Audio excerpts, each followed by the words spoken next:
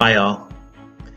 Well, it's time for us to talk about the end of revolution, even though revolution in some places is never really over. But we're going to talk about the last section of our revolution unit as we move to Africa. Africa, again, is a part of the world that often gets less attention and less depth than it should receive. Today, Africa is growing. The population is growing, economies are growing. It's also true that in many places, suffering is growing. And this is all after revolutions have given independence to the countries of Africa.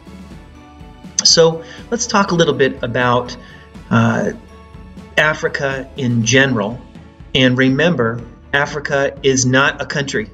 Africa is a continent of diverse countries. And even within countries, you have many different tribal groups, groups of different backgrounds and different religions. And this often leads to conflicts within those countries. So Africa obviously has a rich tradition, a long tradition that goes back thousands of years. And we have concentrated in our study on West Africa. For example, the gold trade, the gold for salt trade that developed in West Africa, and how that led to 3 consecutive civilizations over thousands of years. And we've also talked about North Africa and the fact that Egypt was such an ancient civilization, and eventually Islam swept across North Africa and created a situation where there was a lot of unity in North Africa among the mainly Arab peoples that populated that area. And then we also have to talk about sub-Saharan Africa and its uniqueness. When we say sub, we mean under, and so under the Sahara is most of the African continent. And this is an area that is it's diverse geographically, but a large portion of it is the tropical rainforest. As a result, it has rich resources, but it's also been fairly slow to develop in terms of a modern way of thinking of what civilization is or what development is. At the same time, it has rich cultures that have thrived for thousands of years. So what happened to change Africa so dramatically? We've talked about the colonization of Africa going back to the time of the Portuguese exploration down the west coast and all the way up the east coast. And we've talked about how many countries were wanting to have the treasures and the resources of Egypt, and later on there would be many other resources that were desired by European nations, especially as they started competing with one another. And the most infamous event, we say infamous, it's famous, but it's famous in a negative way. So the most infamous event was the Scramble for Africa, and it's an event that lasted over a couple of decades, but we can actually pinpoint it to the Berlin Conference of 1884-1885, and that was kind of the way that those Western European nations justified taking parts of Africa for themselves, even though they didn't invite any Africans to the conference. And from that scramble for Africa forward, almost 100 years, we have a unique division of Africa. Even though slaves had long been taken from Africa, now you have Europeans actually controlling the interior of Africa and dominating all of its resources. So clearly, this situation can't last forever, where you have outsiders controlling a local place. And this is the story of colonization, and it's also the story of revolution. So keep in mind the patterns that have been forming as we've been talking about revolution. You have a nation that gains strength and is able to take over other areas of the world for its own gain, to give it increased power. And then you have other nations that also gain strength, and in order to keep up, they have to also have colonies, places that they're controlling. So they're spreading their people, and they're also gaining resources, extracting resources from those areas. And if they're more powerful than the local people, then they take over, and the local people have no control. Over time, those local people organize. They often unite in their desire to get rid of the outsiders, and then they throw off the oppression of the outsiders in some kind of revolution. And this can happen over 100 years or even more. And it can be a very slow and painful process with many fits and starts and many hiccups along the way, where things don't really get going, where revolutions are put down. But eventually there is an overturning of that outside influence. But I want to stress here, it's not the end of the story. The colonies that gain their freedom and independence, they often end up fighting with themselves. Sometimes they fight with other colonies, and we start the whole process all over again. Sometimes those freed nations, those newly independent nations, they become colonizers of other people as well. And the United States is an example of this. The United States went from being colonies that felt oppressed, and in reality they had been oppressing the local peoples that they were more powerful than, the Native Americans, indigenous peoples. Those colonies became independent, but then they gained colonies later on. We gained colonies in places like the Philippines and Puerto Rico and Panama, Hawaii. Those places were our colonies, and sometimes we forget that. So that was a general overview. As we start looking at Africa, we're going to break down the revolutions in Africa into 4 different waves of revolution. And this is, I should say, 5. Sorry, it's always 5, right? And so we have 5 waves of revolution, and they mainly happen after World War II. And that's very significant. What changed after World War II? So we'll talk about that as we move forward. The first wave of revolution in Africa goes back really to the first independent nation that appeared in Africa, and there's a strong connection between the United States and this nation. It's called Liberia, and you can hear in the name of the country, Liberia, the sense of liberty, that this was a place that would be free. And so this is in the 1840s. Slaves that had gained their freedom in the United States, many of them thought of themselves as Americans, but many of them also thought of themselves as Africans first, because they still remembered their homeland. Maybe even they received the stories that were passed down from their grandparents or their parents, and they wanted to return to Africa. And so there was a Back to Africa movement. And during the 1840s, the country of Liberia was established. So that's really the earliest independent African nation. Then we have to jump forward to 1922, which is basically the aftermath of World War I.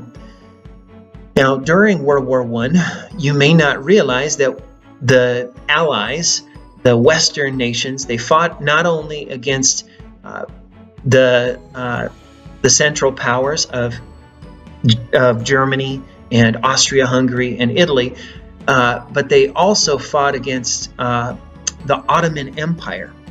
And the Ottoman Empire was basically centered in Turkey, and it was an empire that controlled most of the Middle East. And they were lined up with the Central Powers. And so France and Britain were going to be fighting against the Ottoman Empire, and whoever won would gain many prizes, not only in the Middle East, but also in Africa. And so once World War I had ended, and today we happen to be commemorating the 100th anniversary of the very end of World War I, November 11th, 1918. Today's November 11th, 2018. And at the end of that war, it was a whole new ballgame. Everything was going to change, and many of the African nations knew that they would be changing hands, especially since Germany faced defeat. The colonies that Germany owned were going to be given to one of the other countries. So it's not as if they gained their independence. They were going to be traded like playing cards. And so one nation, it's very interesting that this became the first independent colony other than Liberia. Egypt gained its independence in 1922. Egypt had been controlled by the British, going all the way back to the time we talked about with the Suez Canal. When the Suez Canal was built by the French, remember the French and the British gave money to build the canal, and Egypt was modernizing, but then they got in deep debt. And basically, in order to get debt relief, to lower their debt, they gave these British and French corporations control of the Suez Canal. And so that Suez Canal was Britain's main link to its colony in India, and so it became priceless for them. And the French left, but the British filled the vacuum. And the British were the ones who basically were holding Egypt together politically and making sure that that Suez Canal kept flowing, that it kept going. And Britain kept control all the way through the war, but remember how devastating the war was for the British, for the French. European powers changed because of World War I. And Britain was faced with an uprising. A lot of promises were made because of World War I in order to get the local Egyptian people to fight against the Ottoman Empire. They made many promises. They gave them many hopes of an independent future. And so one of the main figures in this independence movement in the Middle East his name was T.E. Lawrence, and we call him Lawrence of Arabia. And Lawrence of Arabia is a figure who was basically just a scholar. He was somebody who attended Oxford, and then he became a soldier and was an officer. And he had the ability to learn Arabic, and he went to the local tribes. The Bedouin tribes are the groups that wandered around that area in Egypt, mainly in the Sinai Peninsula, in Iraq. So he got them together, the tribes, and they fought against the Ottoman Empire with guerrilla tactics. So they fought little battles, blew up railroads, things like that. And so Lawrence of Arabia was seen as a hero for those Bedouin people, for the Arab people. And he promised them that he would help them gain their independence after the war ended. And so at the Versailles Conference, where all of the deals were made about what was going to happen, what France would get after the war, what England would get, what would happen to Germany, and what would happen to all the colonies.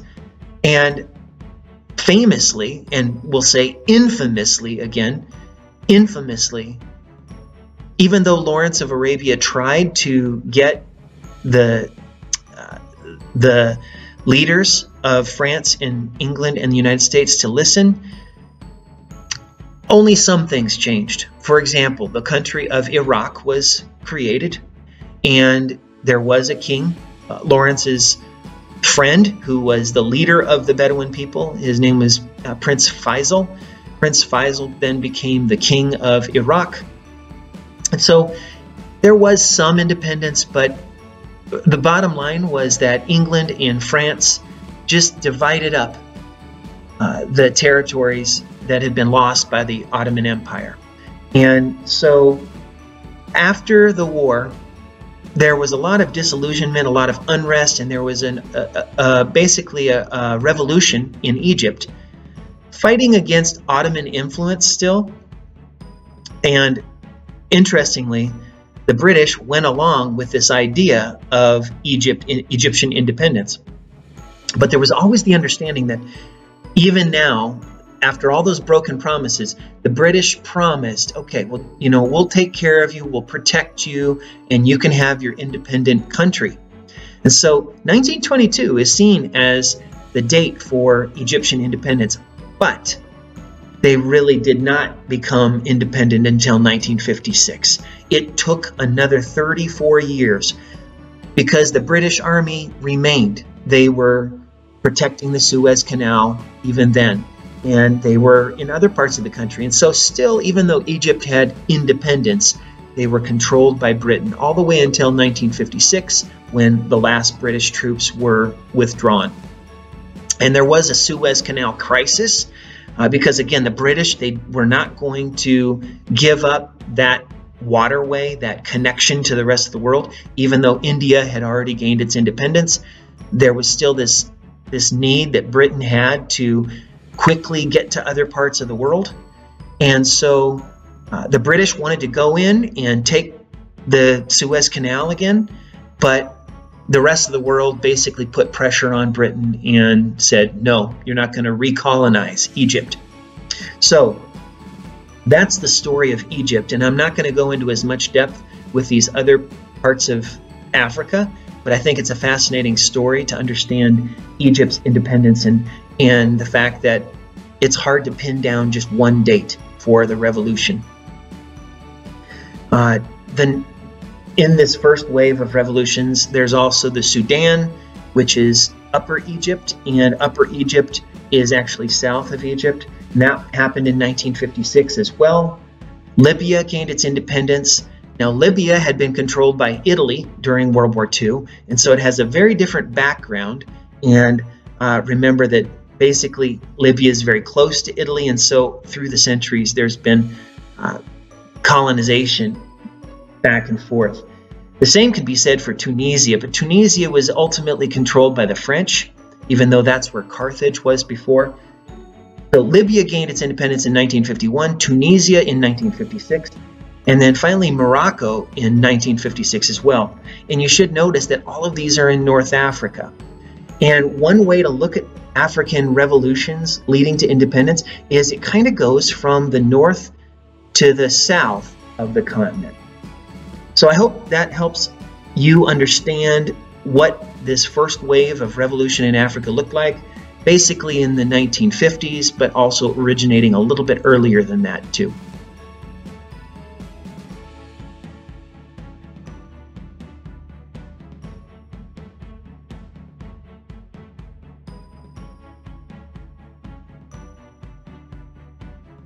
The second wave. The second wave is obviously after the first part of the 1950s and actually takes place from 1957 to 1959. I have called this a second wave because it's a little bit further removed, and it is mostly related to West Africa. And so West Africa has this, again, long tradition of the Empire of Ghana, the Empire of Mali, and the Empire of the Songhai. And so because of that, maybe they had a greater sense of identity as nations, as empires. And we will call this Sub-Saharan Africa, so it's the beginning of this new wave.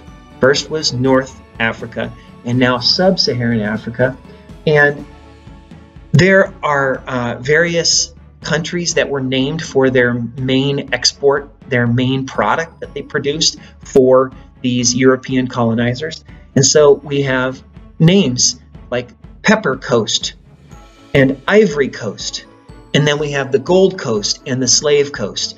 And those were the various locations in West Africa. And those were areas that gained independence during this time. The Pepper Coast is actually Liberia. And so Liberia came first.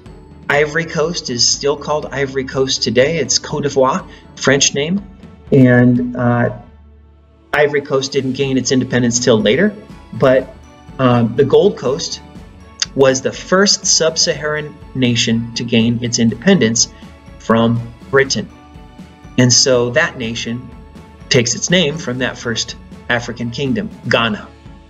Now, Ghana gained its independence in 1957, and its main leader, the leader of revolution, was Kwame Nkrumah. Kwame Nkrumah was the father of Ghana, and he was someone who believed that revolution could happen. And we're not talking about bloody, violent revolution, simply persistence. He was very charismatic, and he was actually referred to by his people as the Savior. And so there was a cult of personality surrounding him.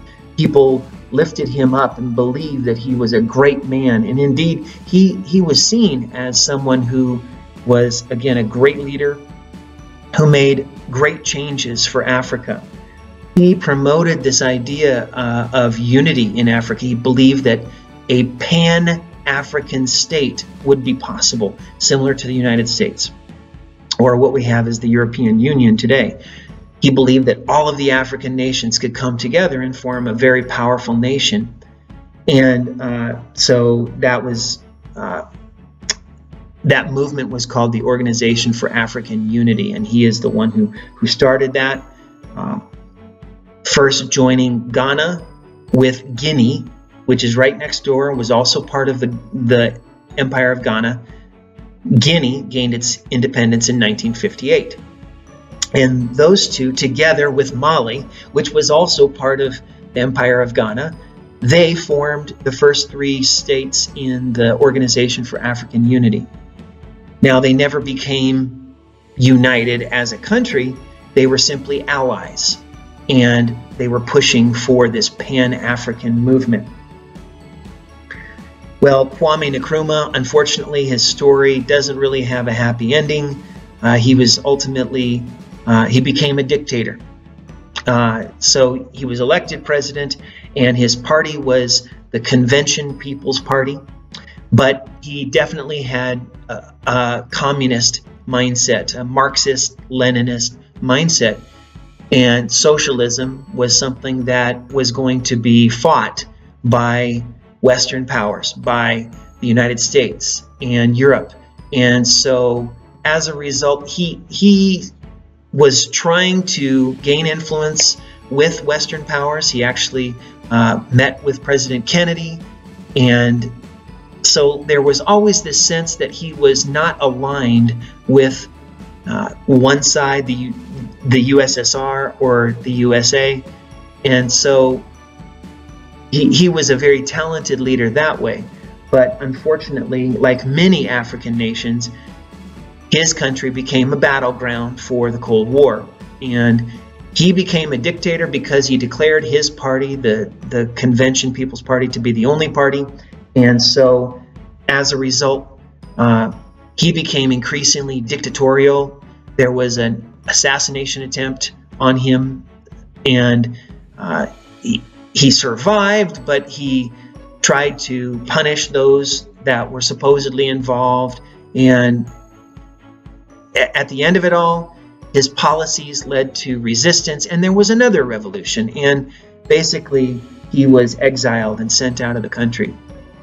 But he is recognized as someone who did a lot for decolonization, for helping African nations gain their independence.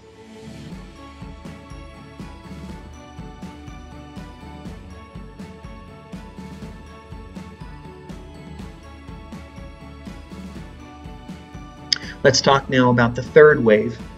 And this is very special. It was the year 1960, and this is called the Year of Africa for a reason. 17 nations gained their independence during 1960.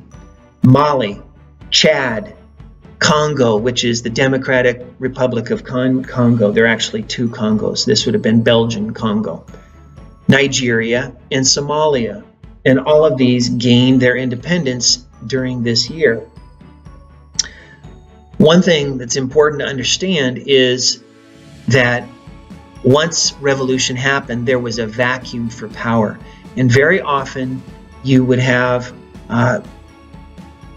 disorder, you would have fighting between these groups, and then the military would take over and would overthrow the elected president in what we call a coup d'etat, an overthrowing of the head of state by the military.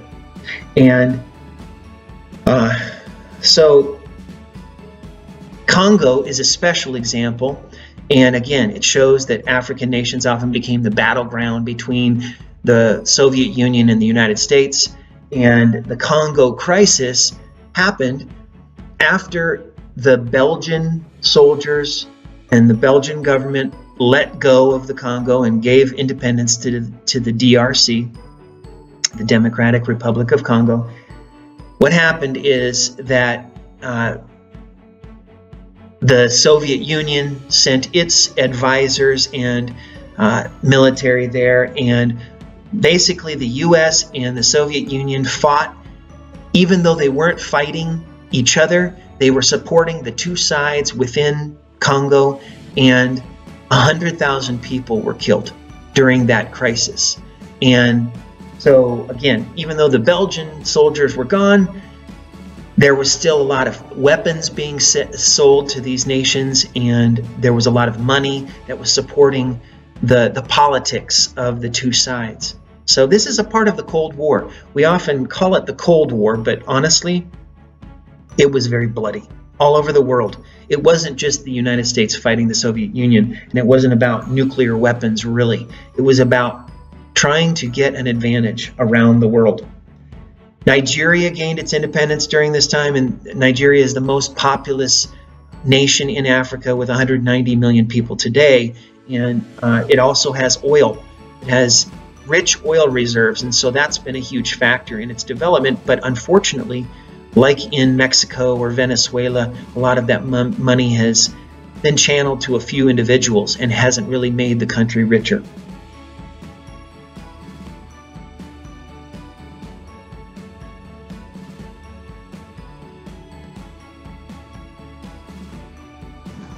Let's talk now about the fourth wave. The fourth wave, remember, we're basically working our way from North Africa down to the southern tip of Africa, the Cape of Good Hope. Algeria was a nation that had been fighting against its colonizer for decades. Algeria was colonized by the French. Again, we're talking about North Africa, but Algeria was the one nation that took longer to gain its independence. And at the same time, it was Algeria's war for independence in the 1950s that inspired all of these other nations to get their own independence. So there was this very bloody, difficult war between France and Algeria, really going back decades and decades and flaring up at different times. But finally, Algeria was able to get its independence in 1962, and even today, Algeria has a friendly relationship with France, and Algerians are able to go to France as kind of having a special status. And so it's really interesting how some colonized nations have maintained a relationship with the colonizer. Now, this can be a big problem. Even though there are obvious benefits, you can get money from it's basically like a parent country. You can get money from that parent country, but you have obligations to that parent country. And I hate to say parent because it's insulting to people to be thought of as a child. But sadly, that's the relationship that was established by the colonizing nations. So Algeria gained its independence in 1962, and so did Uganda and Rwanda. And these, again, are nations that are further south. Uganda was controlled by Britain, and they gained their independence after a lot of back and forth. Finally, they were able to break free of that British desire to have control of the Nile trade route. Yet they faced interior conflicts. Uganda was actually kind of an artificial country that was created by the British, overlapping an area called Buganda. That's very confusing, I know, but Buganda was a very tribal, it was a tribal identity, and it went back hundreds of years, and Buganda never really accepted the central federal government of Uganda, and that would lead to civil war later on between the leader of Buganda and the leader of Uganda, even though it's technically the same area. Two other countries that we'll just quickly mention, Malawi and Zambia in 1964 also gained their independence. And so this is the fourth wave from 1961 to 1965.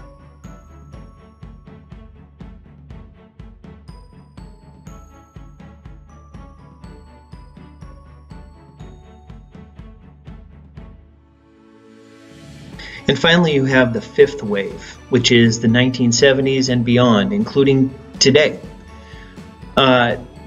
Even though we've moved from the north to the south in Africa, there are still pockets of colonization that have existed all the way into the 1970s, 1980s, 1990s, and some people would say that there's still colonization happening today.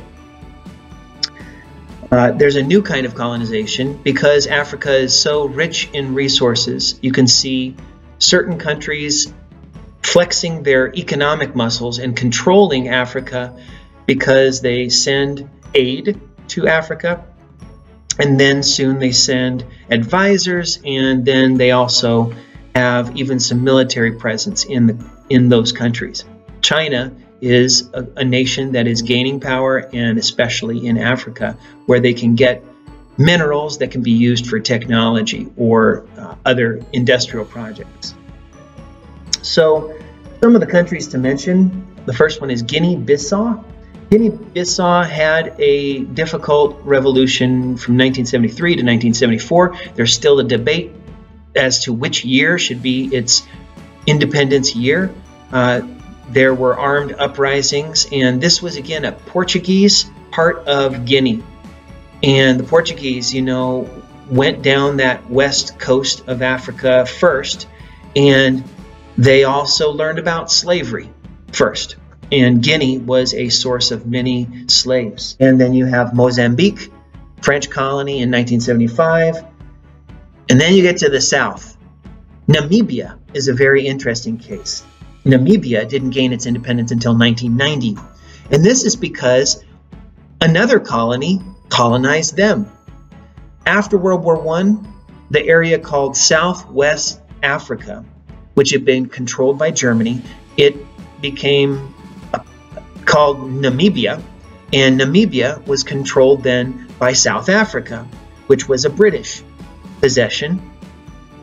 And so South Africa was actually administrating or controlling Namibia.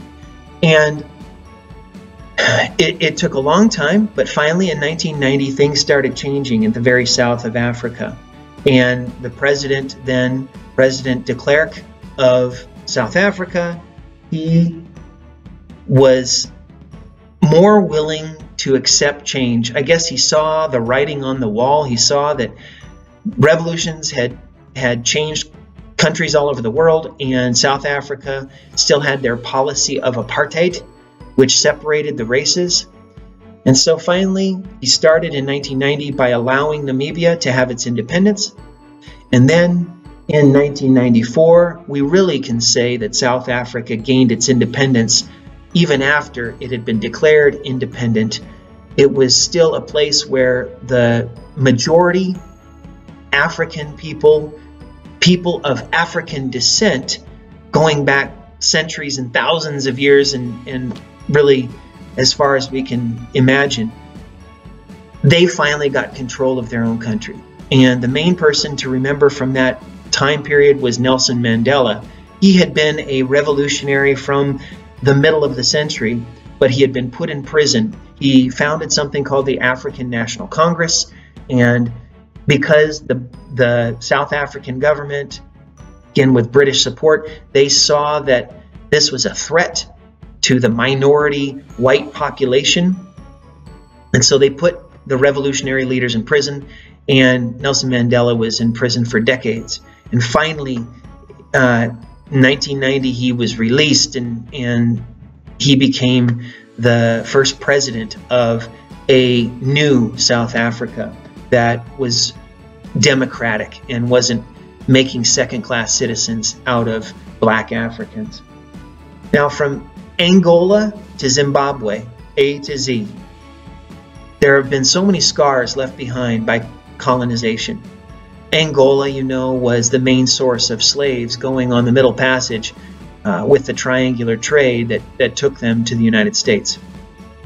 8 million slaves. Zimbabwe was actually formerly called Rhodesia. And Rhodesia, remember, was one man's colony, Cecil Rhodes. And he stripped out and extracted all the resources, the gold, the diamonds especially, and he left local Africans with nothing. He left them holding an empty bag. And the name Rhodesia was the name of that country until they finally gained independence in 1980. And that was when they took on the name of that great civilization from the past, Zimbabwe. The scars remain, and yet there is a pride that Africa now controls its own destiny. Like all of us, Africans fight with themselves. And we need to know that it's important to learn about Africa and to go there someday and to provide Africa with our support when it's appropriate, but also we want to keep Africa from feeling as though they are somehow a child and the rest of the world is a parent. Africa really is older than most of us in terms of our countries. So I hope this helps you understand the process of African revolution and that it's been one of hundreds of years and that it's still going on today.